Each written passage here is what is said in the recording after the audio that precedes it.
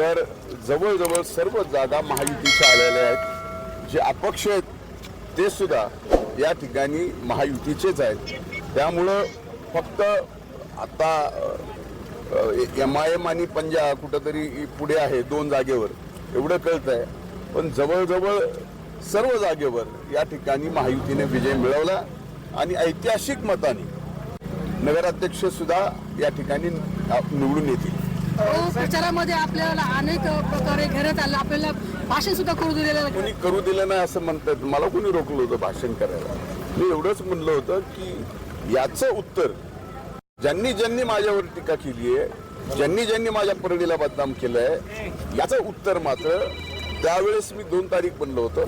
निवडणूक लांबली म्हणून आज 21 तारखेला परळीच्या मायबाप जनतेकडून ज्यांनी ज्यांनी आम्हाला बदनाम केलं त्यांच्या तोंडात ही चपराक आहे. खासदार तळ ठोकून होते. इथं खासदार तळ ठोकून राहिले किंवा इथंच राहिले तरी परळीच्या मायबाप जनतेमध्ये काही फरक पडत नाही.